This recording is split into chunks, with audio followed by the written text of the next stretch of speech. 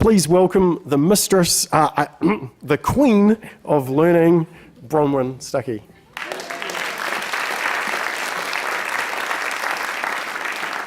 Wow, well, I should just finish with that because it was so awesome. I'm going to be challenging you a little bit at the end of today. I was meant to be a bridge between today and tomorrow, and I hope what I've got to say triggers some deep thought and prepares you with big questions for tomorrow. I'm going to share 5 big ahas for me about games in learning and tell you why I think they're important things to take on board. I love the business term BHAGs, big, hairy, audacious goals. And I think these 5 things represent big, hairy, audacious goals for us as educators. And the game that's up there in that picture I will talk about a little later, so if you're worried about prostitutes and other bad things in the game, it will make sense when we see it a little bit down the track. So we're going to do some rethinking today, and I can resonate so well with the things I've heard from all the speakers, and I've tried to include some of the things that really touched me today. I'm going to talk about the full span of what's a gameful experience. So that's the whole notion of game design as a practice, game-based learning as a practice, and gamification, or what I prefer, game-inspired learning. All of which are in some way gameful, not all of which necessarily are games. So game design, we know, is giving the tools over to students to design the games, or for teachers to design the games, but I'll touch that later. Game-based learning is bringing games into your teaching and employing those in the curriculum to further engage your learners. And then gamification is building employing game atoms in non-game-based experiences, in places you wouldn't normally find a game, perhaps. I started this morning off with an interview at New Zealand Radio, and many of the things I already had in my presentation were the questions that the radio station was interested in and that the interviewer as a parent was asking. So when I'm talking about educators today, I want to include parents as people who are very important in what we're doing with games in education. Okay, so the first big aha is games shouldn't be used to teach. And you're all going to go, what heresy is this? Games shouldn't be used to teach. And I really don't think games, that's where the affordances of games lie, where the strongest affordances of games lie. And I want to take a minute out to talk about game systems, and there are a number of those. Can anyone identify all 3 of those game systems? The 3 slices? The first one, perhaps you should be able to, because it's New Zealand developed. No? Okay. Reading Eggs, Legends of Learning, Metific. Now these are all content delivery systems in a game-inspired platform. And they have a place in learning, yes. They usually mean a whole school adoption of something. But I think as we've heard today, games touch on many more things than knowledge. And I want to focus in on those many more things than knowledge. So I don't want to denigrate game systems that offer content knowledge, but I just want to put them aside for the moment and think about some of the other practices. And these are the sorts of things I think games do. I see games as an invitation. It's not there to teach you something. It's to invite you to imagine, explore, tinker, set goals, collaborate, try things on, problem solve, build trust, succeed and fail safely, tell a story, measure yourself against yourself or others, and then celebrate a journey. And I think we've heard almost all of these in some frame in today. When you're looking at that graphic is chosen for a reason, that's not a game until someone engages with it. It's not teaching you recycling. It is engaging you in the concept of recycling. It is inviting you to think about recycling. And that's what I think a quality game full practice does. Okay, big aha number 2. We can't wait for the EDU version to exist for games. That parachute picture there is one when I was in a classroom, and one of my favourite tools for gameplay was a parachute. Now, I didn't go to the store and go, where's the EDU parachute? I picked up a parachute and worked out how to apply it to the games, trust games and other kinds of games we were using in the classroom. The other thing that happens if we look only to EDU games, so versions that have EDU on the end, if we accept that those are educational, do we, by doing that, say that everything else is not educational? And that's a big question to ask, because I don't think that's the case. So we don't want to wait for the EDU version. It's not going to come. And by the way, most educational games, well, I'll ask these students over here, most educational games, you want to say suck, don't you? They're really bad. They're really bad because a good game is a reveal, an invitation. An educational game is a hit over the head that opens up with, today we're learning about polygons. So we have to worry about what is classified an educational game. I searched today on Google, 210 million things are listed currently as of midday today as educational games. Think about that. Okay, so the first one I do want to show you is an EDU game, and I want to tell you that this is the kind of quality you should be looking for in an educational game. It's how many of your schools have iPads or tablet devices? How many of your schools are looking to do VR? Okay, this is the game for you. Water Bears, it comes out of Shell Games, designed by who arguably I think is one of the greatest thinkers in game design and learning, Jesse Shell in America.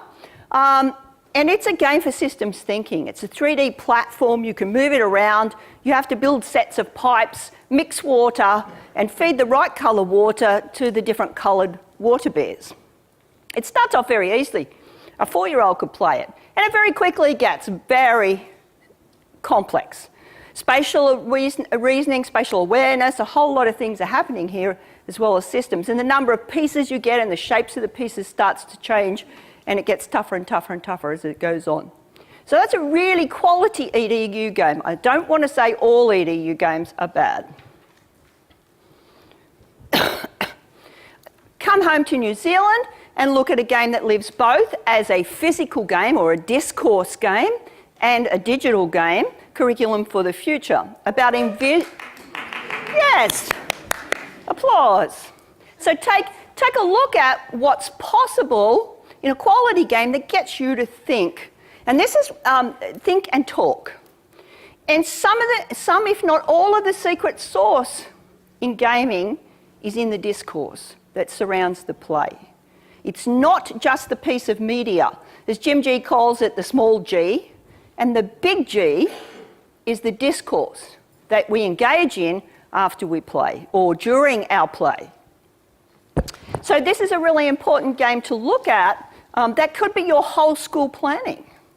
Something else about this game right from the get-go that I loved, though, it involved students as stakeholders and decision makers. And that's something that we need to take on board in the gaming agenda in our schools. They're not just the consumers of the games that teachers choose. Okay, there are a load of commercial games, and I was so pleased to see a table of tabletop games and card games outside that can be applied to education. Now, none of them have EDU on them. None of them were produced for education specifically, but they all have ways they can be applied to education. I recently played Pandemic. Has anyone played that? Fabulous game. And what it does that's different to a lot of other games is all of a sudden now you're collaborating against the game, collaborating against a disease trying to make its way around the world. It's a complex game, And the discourse that surrounds the play is deep and rich. So these kinds of games are very effective. I saw someone give a keynote last year based in taboo. And he gave his whole keynote as a taboo game, where, hand up if you know taboo. Right.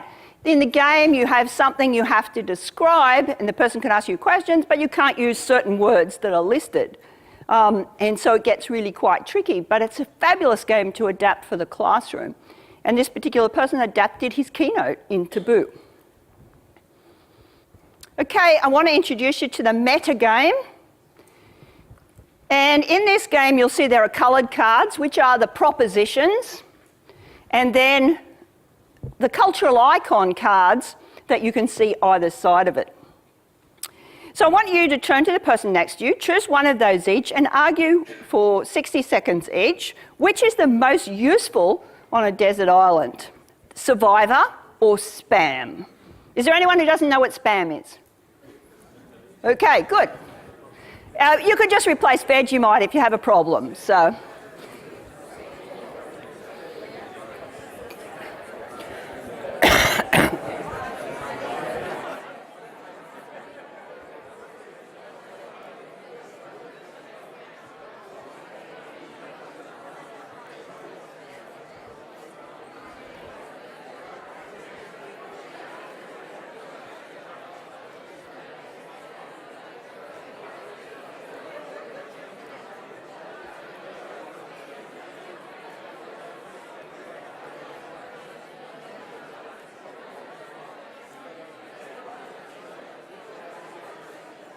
Okay, bing.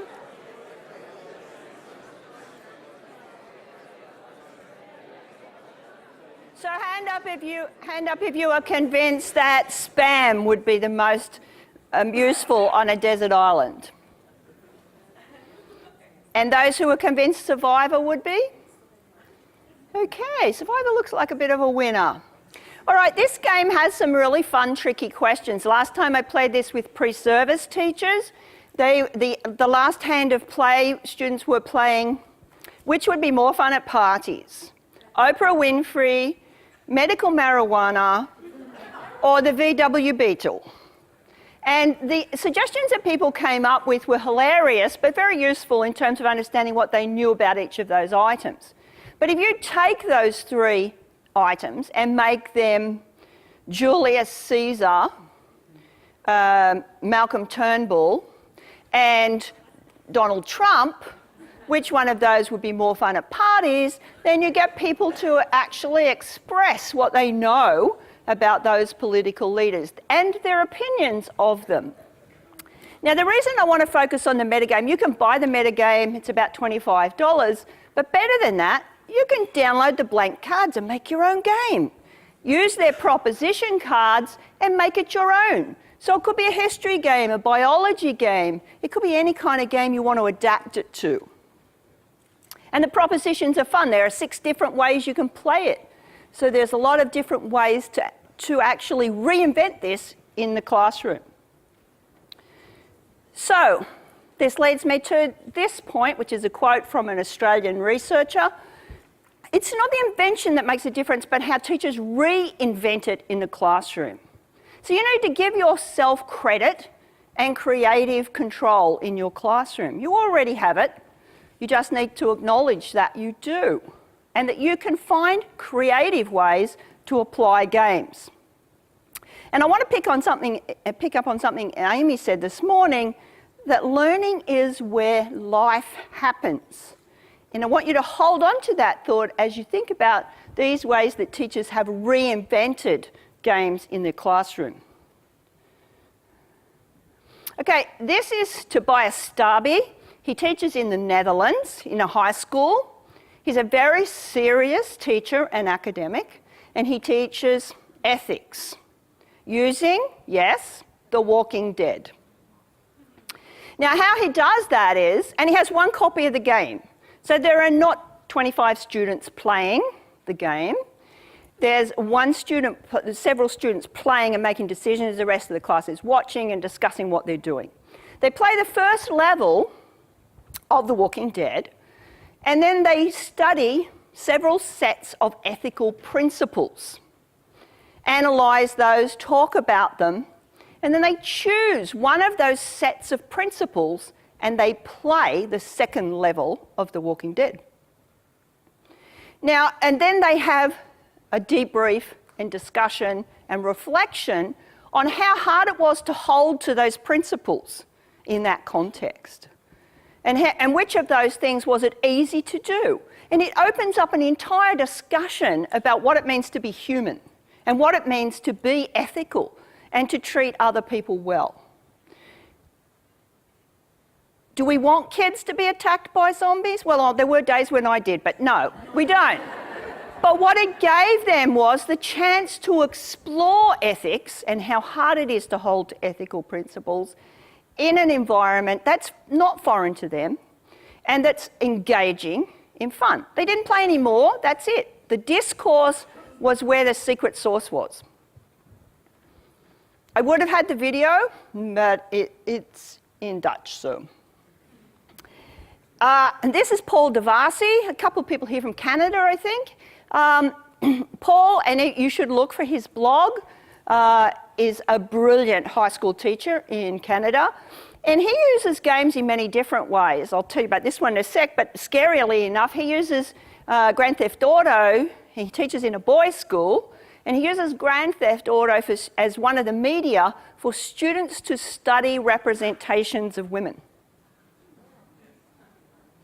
So they use other media, they use newspapers and magazines and popular things, but as part of that popular culture, they look at GTA.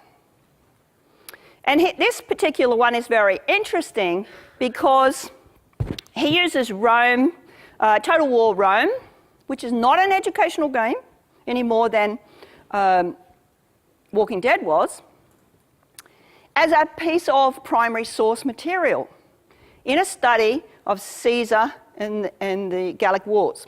So he has Caesar's book on the Gallic Wars, he has this game, they have a documentary to watch and a fourth resource.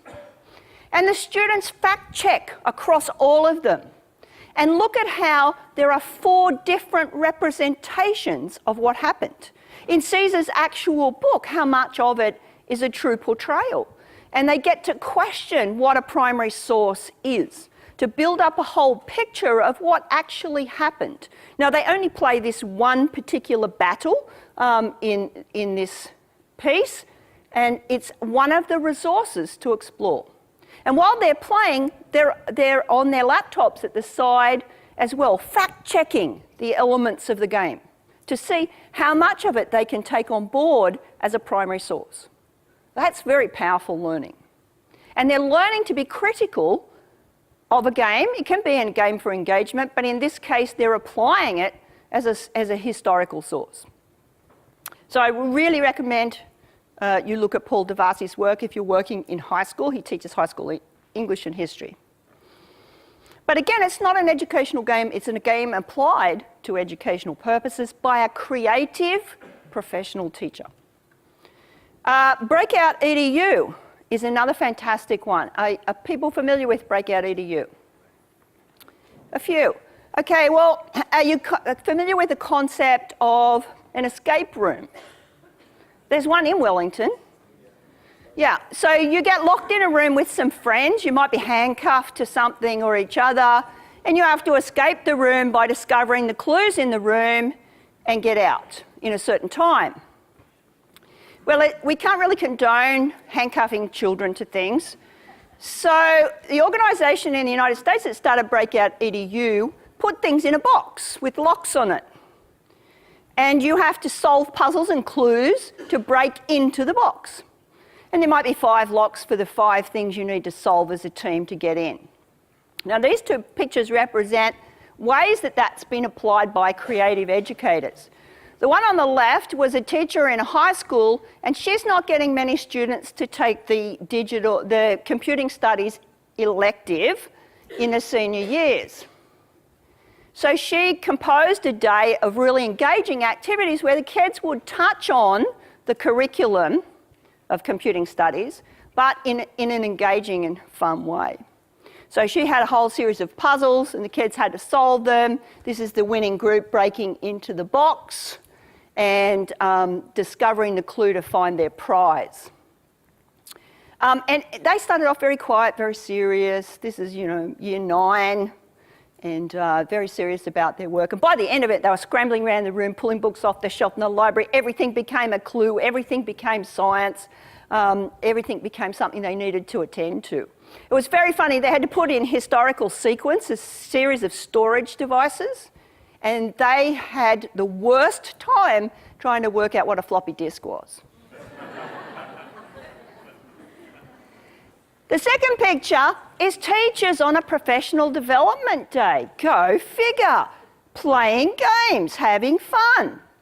And this is the winning team when they broke into the box. Again, this was a start of term. Put a PD game in your professional development start of day, and your whole day changes as people are buzzing with ideas about how they could apply BreakoutEDU to their area of the curriculum. It's a great website, but an even more fantastic Facebook group where people are supporting each other to develop their own breakouts around the world. You can buy the resources, but you can also just go to the hardware store. There's a list you can download of what you need to do it. And then it's up to your creativity.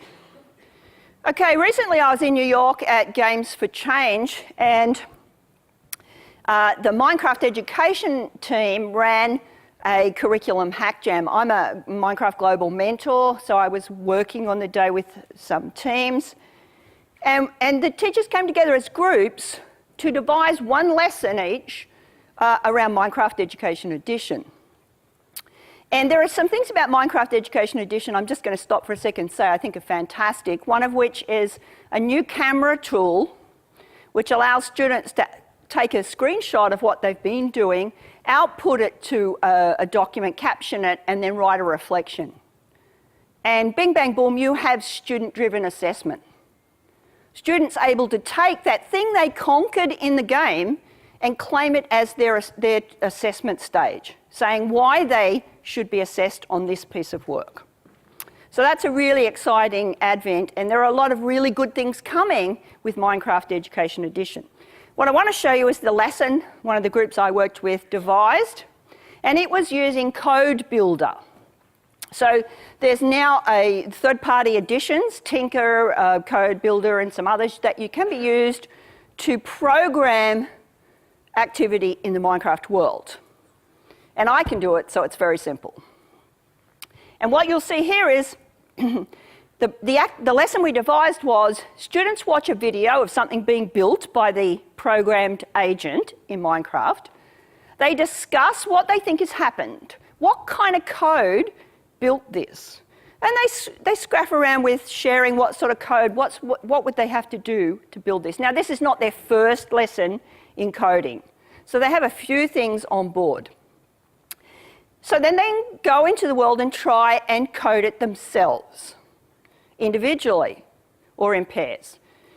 Create their own pyramid, as this is going to build, and then compare code. Have a look. Who's more elegant? Who's more efficient? How was their code built?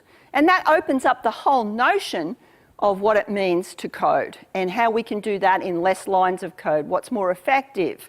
There are many ways to get to the same thing, but they're not all as elegant as each other. And so the video is what the students are given, which is a pyramid being built. And the 3 teachers and I that built this, we took 5 times longer than any student's going to take to code it. And it doesn't look all that amazing, but how did they do it? So we start with a question, we get them to deconstruct what happened, we get them to hypothesize about the code that will be used, we get them to sit and construct that code until they reach a successful outcome, and then we get them to compare what they've done. Huge learning, one lesson. And there were 6 other lessons created on that day across history, science, and other areas of the curriculum. This is a fantastic professional development activity to host in your school if you're using Minecraft. And I'm running one of these for the New South Wales Department of Education later in the year as a professional development day. Okay, the fourth thing is it does matter who does the designing. Oh, and before we leave Minecraft, I do want to say there's a super expertise here already in New Zealand using Minecraft. You already have a lot of people that you should be paying attention to who are doing wonderful work. And one of those is presenting tomorrow. Campbell, where are you? Up the back there. Campbell Potter is presenting, and it's a really beautiful piece of work on Minecraft. So I want to just have a shout out, make sure if you're interested in seeing Minecraft par excellence, then please go to his session. Okay, it really does matter who does the designing. You'll see in Minecraft, take for instance, a lot of builds by, strangely enough, history teachers get very excited at building the entire Roman Empire or a village in London, and then having their students come in and play in it. Who did the biggest learning? The person who did the design and built it. Because students, if they were doing it, are reifying their knowledge, their research, their understanding of what's happening there. So just be careful. I mean, we all get excited about being able to build things, but just think about who's doing the learning, who's doing the building, and who's benefiting most. A shout out for Gamefruit from Dan and the team at Game Lab. It's a beautiful product. It's being used by a number of organisations and schools in Australia and New Zealand, and we heard from our students here at Cook Island that they're using it. It's very extensible, and it has the magic F word, free, and students are getting to build in extensible ways. So it's a really great resource, but you want to think about why Gamefruit's beautiful is they're starting to develop a lot of really good quality teacher support resources, coding resources. They're building partnerships with well-known games like Crossy Road and others so that students will be engaging in real-world practice and teachers can buy into that. And that's really important. And they're good people. Okay. Growing game design skills is an important space from very young, and that's even if you're using if you've seen Osmo, kids can be coding with little Osmo clickable blocks that create movement, activity and engagement that are the beginnings of game-like, and you can be doing that at 4. So imagine if kids are getting that for Christmas at 4, what are they going to be expecting when they come to school? Okay, we know a lot of schools are using Scratch, and I've picked these 3 tools as a scope and sequence because these are 3 tools that we often see flow from each other. Scratch, beautifully developed tool, good history, again, has the magic F word free, but it gets to a point where people go, I want something more. And Gamefruit is fitting in very nicely as that something more for kids who want to build more than the one screen interactive. But I want to give a big shout out for Unity. Unity is a really beautiful tool, free to education, and they've just taken on board and are building a magnificent education team in the United States and reaching out to teachers all over the world who are using Unity to start building a curriculum for schools and support for teachers. So they're really starting to, or wanting to, invest in education. And that's obvious why, because they want those students who move through using Unity to go through into their work life using Unity. But it's a beautiful product, it's massively extensible, and it's the industry-ready tool. It's the tool of choice by industry in game design.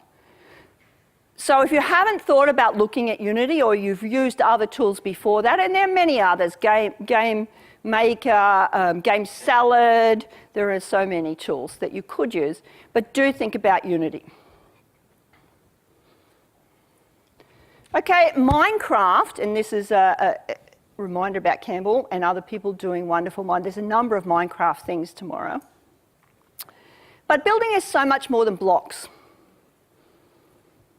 It's building community, it's building citizenship, it's reifying knowledge, it's reifying understandings. It's a chance for students to live out their citizenship, their digital citizenship.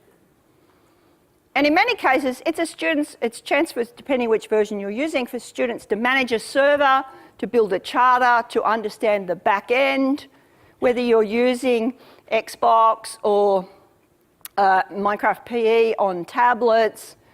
There are many different ways to engage with Minecraft. In terms of students as designers, I've recently been involved with the startup community in Sydney, and companies designing games as a startup. And we've been looking at students. This particular game is called Pocket Chef. It's a math game for K3. And we looked at outputting it to students for playtesting. And one of the teachers said to me, you know, my year 6 could be using that in design thinking. They get the game, they play it, they decide what they think about it, they take it down to kindy and watch kindies play it. They observe how the kindergarteners play with it. Then they bring back their observations and feedback and redesign the game and give that feedback to the game designer. So kids don't always have to start with a blank slate. So building a relationship with the startup community is a great way to get your kids to be able to think deeply about a game product. And in many cases, they'll get access to the code to be able to continue developing the game. The other thing I'm seeing with schools is teachers finding real clients for their students to design a game. Local hospital that needs some kind of game to teach people about washing hands, remembering to clean your hands. So finding kids clients, and that's as early as primary school, that they can be using to design an authentic game with an impactful purpose. And this is something I want to say very clearly, that I don't think kids should design games just for the sake of it. Design a game for impact. A game that will make a difference is empowering to the learners as well as developing something that's very useful. Kids overwhelmingly want to make a difference in the world. And giving them opportunities to do that is vital. And then I want to speak about our friends here from Cook Islands, who, if you didn't go to their session, bad luck for you. You had to be there. It was absolutely brilliant. We can give them a clap.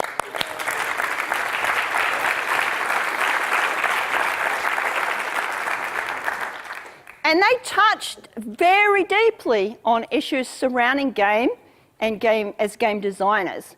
And the one thing I wanted to pick out was the notion of critiquing games and thinking about how those games sit with your spiritual being.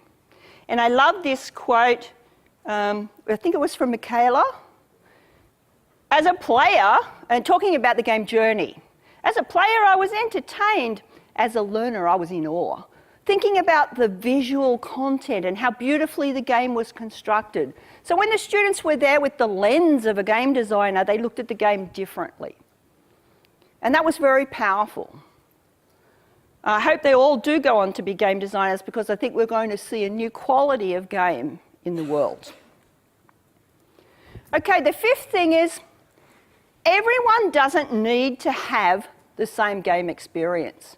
And there is a new breed of game happening, and I heard Ben mention it in his session earlier this afternoon of one of my favourites, which is keep talking and nobody explodes. Do people know this game? Okay, so one person has the bomb interface, and other players have the manual.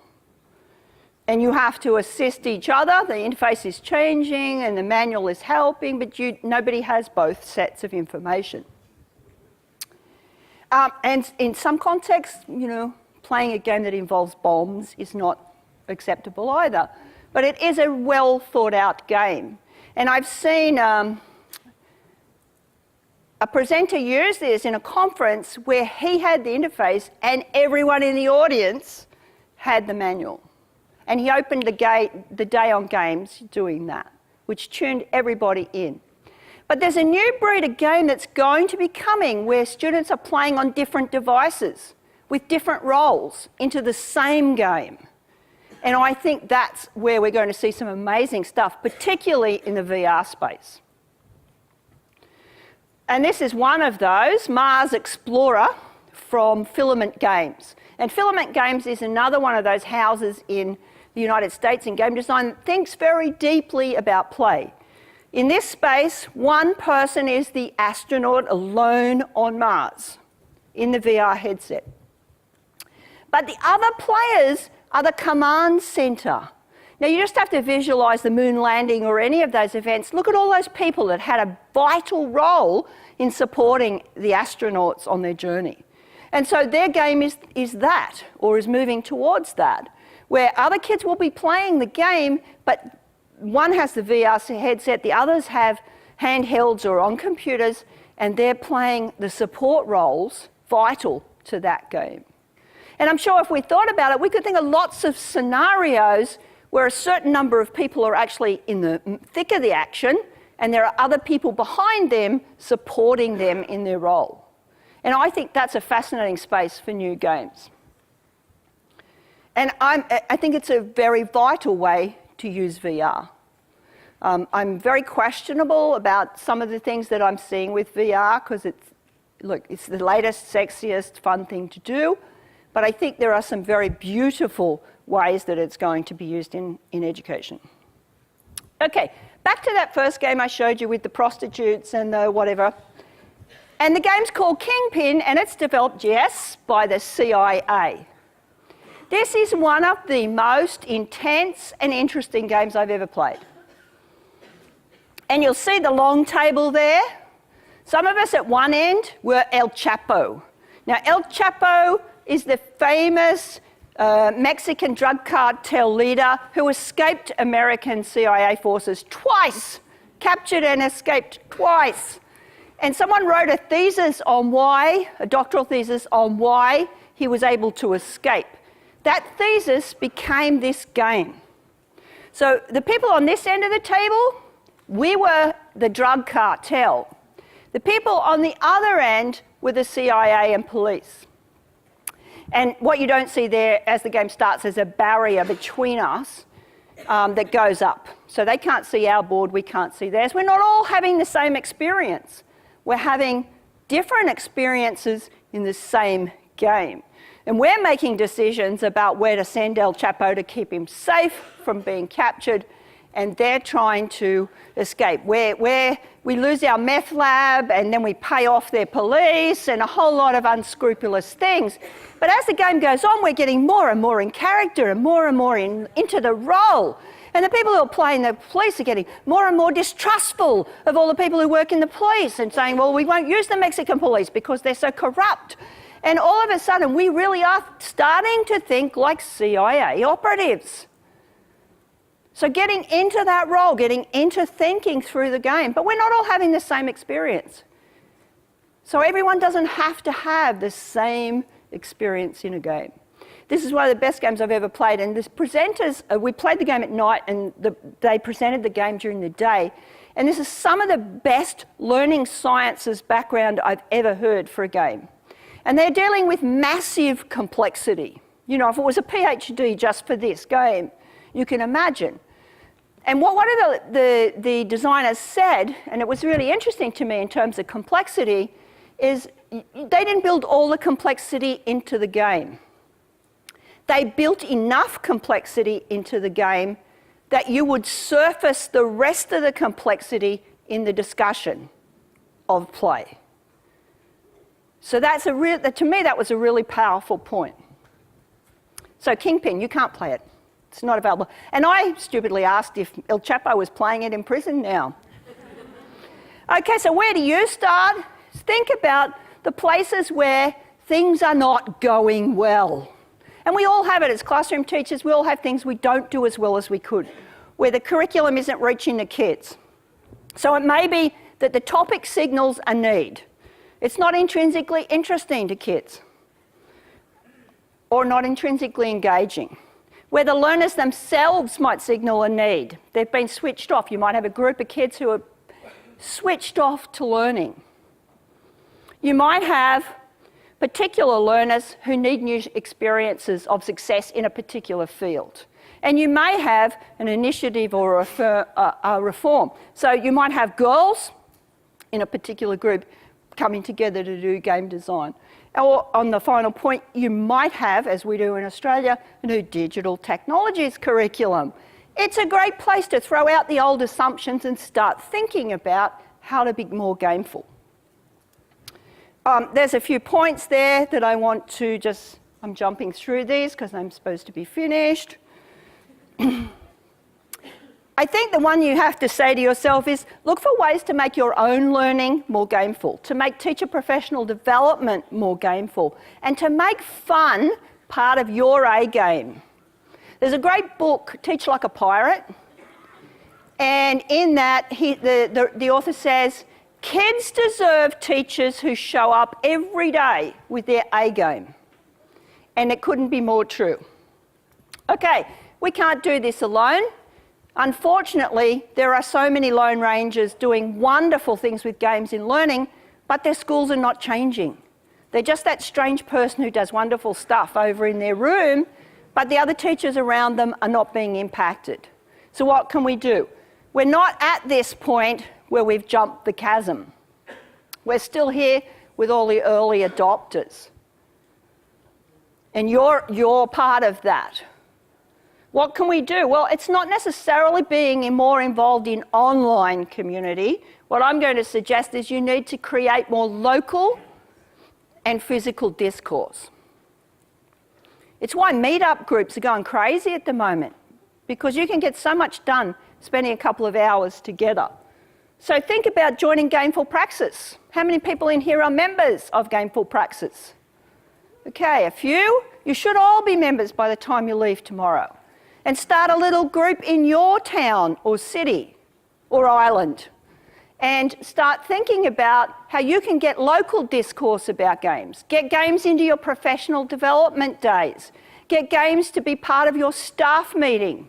Doesn't have to be a big game. Pay a small part of a game.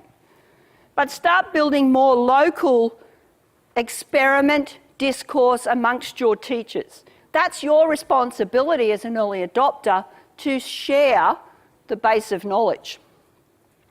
That's me.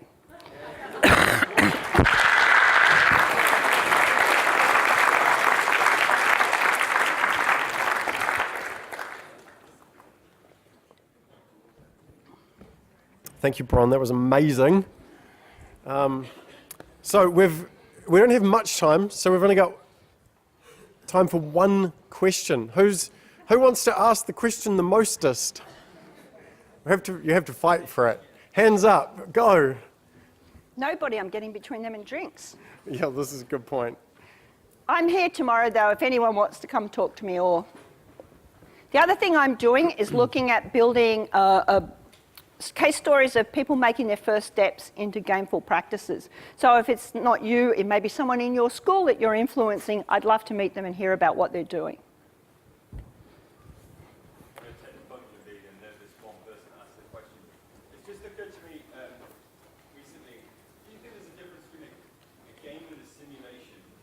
Particularly if you can sort of change the constraints that the simulation works between. Yeah, I like the term gameful practices because the argument about what's a game is a really interesting space. I was at a conference once and Nicholas Fortuno, who's at the Parsons School for Design, said Minecraft was a toy. Heresy! Everyone in the room went crazy. But when you thought about it, I put that out to high school students in Australia and said, this guy here just said Minecraft's a toy, what do you think? And a lot of the students, who are obviously deeper thinkers than I am, wrote back and said, well, it is. A ball is a toy. It does nothing till you pick it up, till you design a game with it, till you create something with it. So I've broadened my view to include toys, puzzles, simulations, Some simulations are very game-like and others are not. You know, some things that are called games are interactive PowerPoint with maybe a gameful narrative.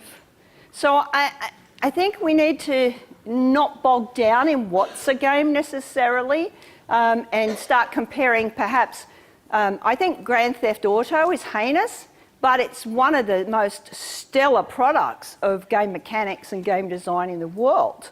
And it's clearly a game. Is that basketball game with the recycling a game? Well, no, it's some garbage bins outside with hoops over them. But when the kids engage with it, it becomes a game. So some simulations are very game-like, others are not. I'm sorry that doesn't help you perhaps, but... No, absolutely. I think you're right there. The mention, the point you make around the way you engage with something, the tempo that's exactly right, and that makes it clear. I've walked behind 2-year-olds on the street making a game out of the cracks on the footpath. And as you walk along, the game is getting more and more intricate and the rules are getting bigger and bigger and bigger on how you can't step this way or that way and you've got to hop twice if you stand on a crack. And this is one little girl teaching her brother this game she made up as they're walking along. You know, so how we engage with things can make them a game.